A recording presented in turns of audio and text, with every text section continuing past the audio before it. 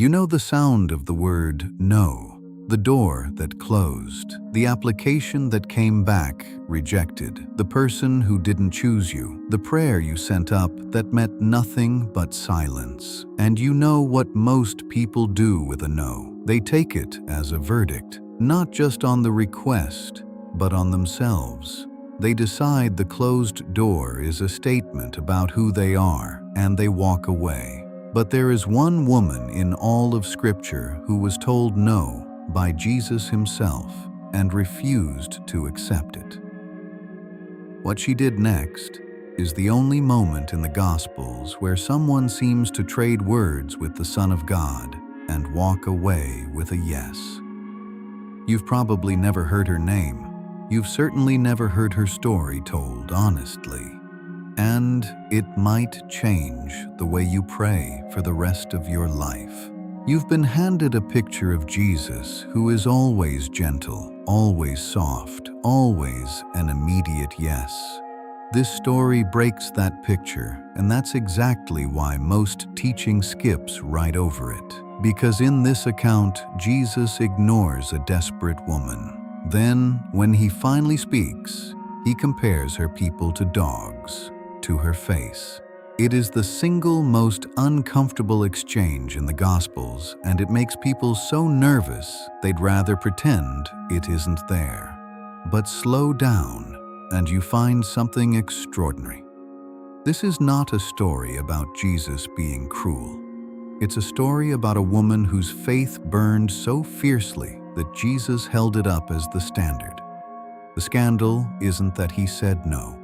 The scandal is that she looked at the no and said, "That is not the final word." To feel the weight of what she did, you have to understand exactly who she was and exactly what she was up against. Jesus does something unusual. He leaves Israel. He travels north, out of Jewish territory entirely, into the region of Tyre and Sidon, foreign land, pagan cities, the country of outsiders, and there a woman comes to him. Mark tells us she was a Greek, a Syrophoenician by birth. Matthew uses an older, heavier word, a Canaanite. That single word carries centuries of history. The Canaanites were the ancient enemies of Israel, the very people the nation had once been at war with. So look at who is walking toward Jesus, a Gentile, a woman, alone, from an enemy people. By every rule of her world, she is the last person who should approach a Jewish teacher, and he is the last person expected to answer her. Her daughter is tormented, gripped, the text says, by an unclean spirit. And this mother throws herself at his feet and begs him to help. And Jesus says nothing. Silence. Not a word. The disciples grow irritated and want her gone. She keeps crying out after them, and it's becoming a scene. Send her away, they say. Then Jesus finally speaks, and his words are hard. I was sent only to the lost sheep of Israel. And then the line that stops every honest reader cold. It is not right to take the children's bread and throw it to the dogs. Dogs. Now, most people would break here. They'd get angry or they'd crumble and slink away. She does neither. She answers him, quick, humble, and utterly brilliant. Yes, Lord. But even the dogs under the table eat the children's crumbs. Sit with how good that is. She doesn't argue that she deserves the bread. She doesn't demand equal standing. She accepts his whole metaphor and then finds room inside it. Even the little dogs get the crumbs that fall. And a crumb from you is all I need, and everything changes. Woman, Jesus says, great is your faith. For that reply, go. The demon has left your daughter. She walks home and finds the child well and whole. She is the only person in all 4 Gospels who exchanges words with Jesus and walks away with the yes. Now, let's deal with the word that makes everyone squirm. Dogs. Here's what your translation can't easily show you.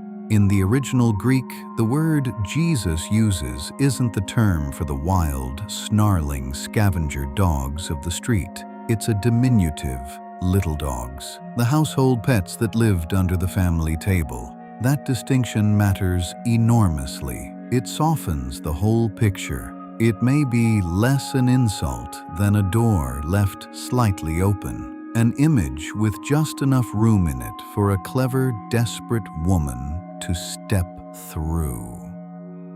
And step through she does. She grabs his own metaphor and lives inside it. Yes, the pets under the table, and even they get the crumbs. Now understand the walls she was standing against.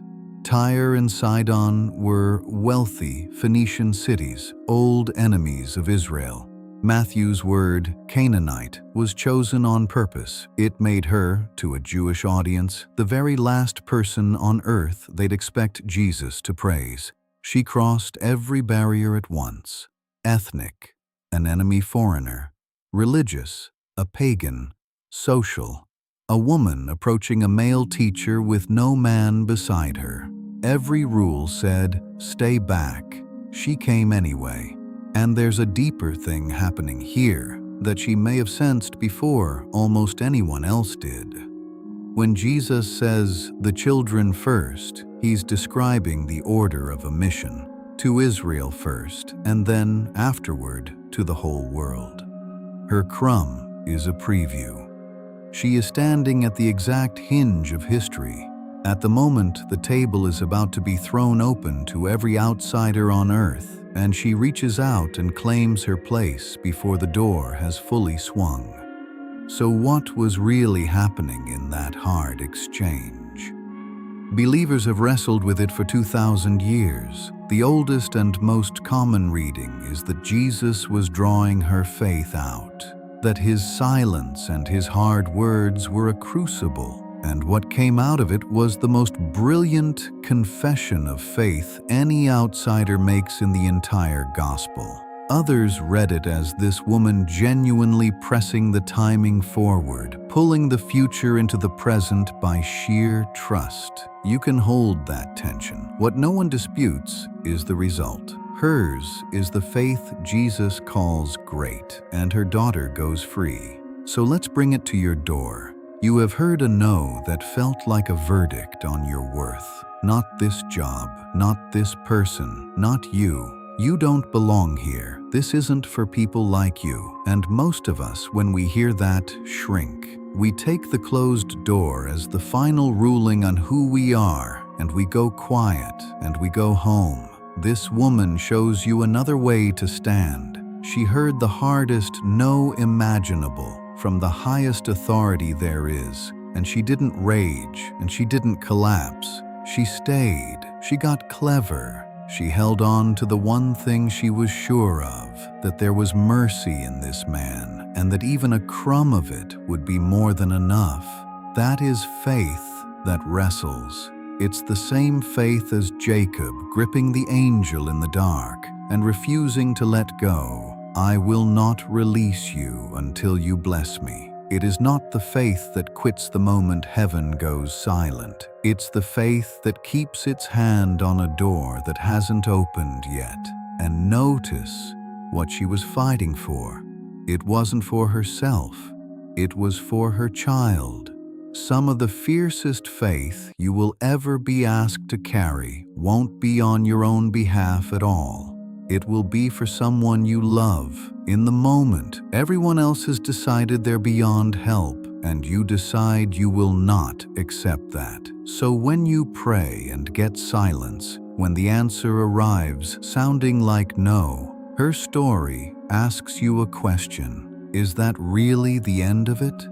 Or is it the exact moment your faith is being stretched to its full and asked to knock one more time? You know the sound of the word no. everyone hears it. The whole question is what you do in the silence that comes after it. One woman heard that word from the highest authority in existence, and she answered it with a crumb. And the crumb was enough to heal the thing she loved most. The door you've decided is closed may simply be waiting for you to knock one more time.